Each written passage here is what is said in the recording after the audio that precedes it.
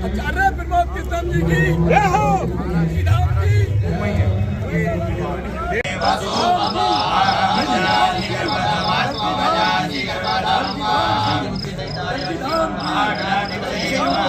तो ये जगह देवता नमस्कार श्रीमन महागणाधिपतये ओम लक्ष्मी नारायणाभ्यां नमः। कृष्ण कृष्ण कृष्ण हरे हरे हरे कृष्ण हरे कृष्ण कृष्ण कृष्ण हरे हरे हरे राम राम राम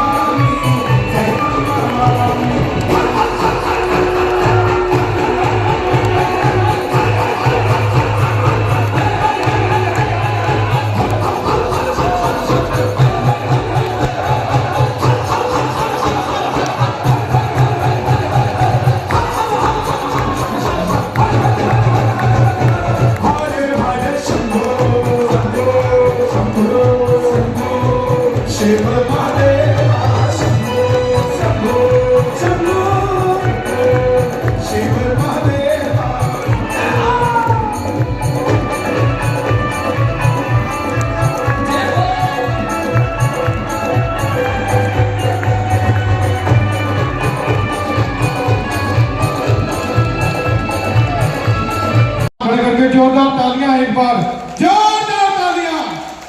बोलो श्री कल्की धाम की और ये संत समाज की। बोलो गुरु। जिन शब्दों का प्रयोग करने जा रहा हूं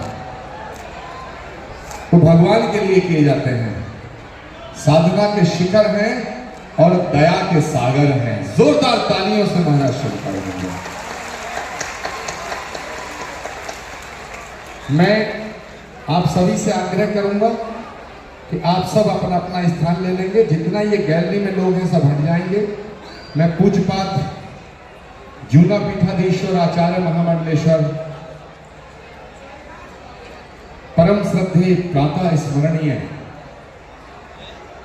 स्वामी अवधेशानंद गिरी जी से ये प्रार्थना करना चाहता हूं।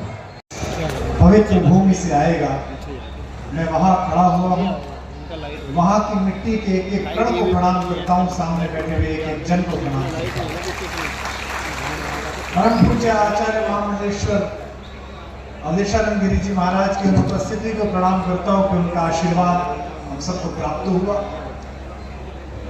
आज छठ के सूर्य अर्घ का दिन है। आज 4 दिन की व्रती हमारी माताओं ने, व्रतियों ने अपना व्रत खोला है। दुनिया उगते हुए सूरज को प्रणाम करती है। द्वितीय विश्व युद्ध में हिटलर के बारे में एक चुटकुला मशहूर था कि जब सुबह सूरज निकलता था और हिटलर अपनी बालकनी पर आता था तो कहते हैं कि सूर्य कहता था, हेल हिटलर, तुम्हारा यश बढ़े हिटलर, हेल टू हिटलर। और जब शाम को जाता था तो उसी हिटलर से कहता था, हेल टू हिटलर, तू नरक में जा हिटलर। ये दुनिया में हर जगह होता है कि उगते हुए सूर्य को सब प्रणाम करते हैं। राजनीति में भी होता है, व्यापार में भी होता है, शक्ति में भी होता है। लेकिन भारत के नागरिकों, इस पर गर्व कीजिए कि भारत विश्व की अकेली अवधारणा है जो अस्तांचलगामी सूर्य को भी कृतार्थ होकर प्रणाम करता है। ये आप दिन भर हमारे यहाँ ठहरे, हम आपको प्रणाम करते हैं। केले के पत्ते पर सूर्य को प्रकट करने की अवधारणा छठ में आती है। सबसे कोमल प्रतीक है केले का पत्ता और सबसे प्रखर प्रतीक है सूर्य। यह इतियों को जोड़ देने का जो कौशल है, ये केवल भारत के पास है। आचार्य श्री ने बताया कि मैं पहले भी यहां आया हूं। 10-15 वर्षों से भगवान कल्की की सेवा का अवसर मिलता है, लेकिन पिछली बार आगमन इस बार के आगमन में अंतर है। अंतर यह है कि उस समय महाराज जी एकला चलो की परंपरा में थे। अब ये सनातन के उस समूह में सम्मिलित हो गए हैं जहां सब एक तरफ जा रहे हैं।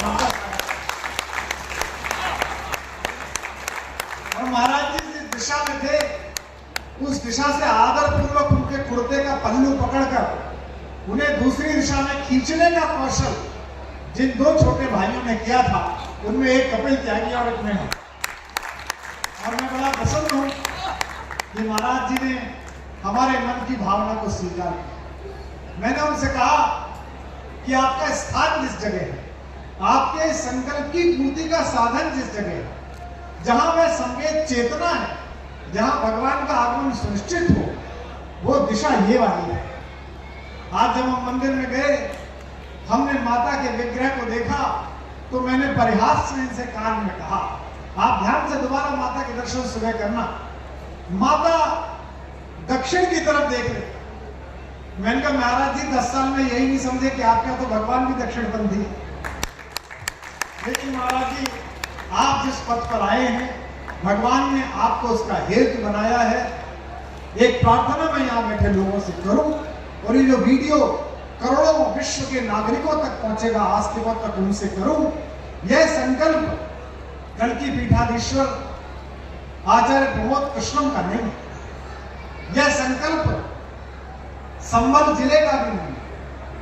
आपके घर में अगर एक मेहमान आता है और आपको सुबह फोन करे कि दोपहर को आपके घर आना है, तो आप सोफे ठीक कर देते हैं। कोई दूसरे प्रदेश से आए महाराज जी, तो आप कवर बदल देते हैं। कोई विश्व के दूसरे हिस्से से आए तो आप घर पेंट करवा देते हैं। अगली पंक्ति पर पूरा सदन तालियों से गूंजेगा। मेरा ऐसा आग्रह है, जब एक सामान्य मनुष्य के एक आत्मा के आगमन पर इतना पुरुषार्थ कर सकते हो, तो परमात्मा के आगमन पर तो ये पूरा इलाका सब जाना चाहिए। अगले 5 वर्षों में इस एचोड़ा कम्बोह की जमीन पर, इस भूमि पर भगवान कल्की के आगमन की तैयारी विश्व के हर सनातनी आस्तिक की जिम्मेदारी है। हम और कन्हैया मेरा छोटा भाई बैठा है, बड़ा यश है इसका। हम दोनों उस परंपरा प्रक्रिया के कि जहां जाते वहां से लेके आते हैं। लेकिन महाराज जी, मैं आपके सम्मुख में, जैसा ब्राह्मण भी कह रहा है, यहाँ के संकल्प के लिए जितने भी लाख रुपए चाहिए, मैं रात तक जगा कर आपको देने को तैयार हूं। और मैं इसलिए नहीं दे रहा हूं कि मैं यहाँ का ट्रस्टी हूं या मुझ पर आपका स्नेह, मैं इसलिए दे रहा हूं कि कलयुग के समापन पर, आज से 100 वर्ष बाद, 400 वर्ष बाद, 500 वर्ष बाद, जब मेरी पीढ़ियां हो, जब मेरे नातियों के नातियों के नाती हो, जब मेरे पोतों के पोतों के पोते हो, और मेरे घर का इतिहास पढ़ा जाए, मेरा पंचांग पढ़ा जाए, तो मेरे पूर्वज इस बात पर गर्व करें कि एक समय था कि भगवान के आगमन की तैयारी हो रही थी, तो एक कवि ने भी रात भर जाकर यहाँ पर दोनों हाथ उठाकर आपका जय घोष होना चाहिए। ताली का इस्तेमाल।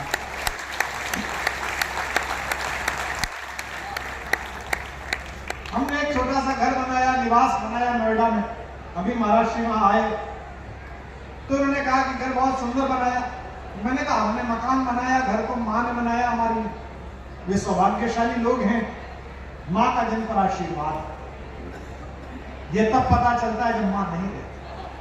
हमारे उज्जैन के शायर थे सोच साहब, उन्होंने कहा कि राम लिखा, रहमान लिखा, ईसा रब सतनाम लिखा, और होड़ लगी जब सारी दुनिया एक शब्द में लिखने की, सबने सब दुनिया लिख डाली, मैंने मां का नाम लिखा। महाराज जी पर उनकी मां की अतिशय कृपा है, और इन दिनों मेरी माता तो उन पर मुग्ध रहती। वो कभी भी उन्हें आचार्य नहीं कहती, महाराज नहीं कहती, प्रमोद नहीं कहती। जब भी वो मिलते हैं चरण छूटते हैं, लाला अरे लाला तुझे तो बहुत टीवी पे देखी, तू तो बहुत ही अच्छा बोले है। और उस दिन हमारे आए थे खेत पर तो कह रही अरे ये तो गावे भी बहुत अच्छा। तो मैंने उनसे कहा कि बेटों में फर्क मत डालो, ये वाला काम मुझे और कन्हैया के लिए रहने दो। इन पर तो और काम नहीं है तो पीठाधीश्वर भी हो गए, हम तो अभी भी गृहस्थ हैं, हमें तो बच्चों की शादी करनी है।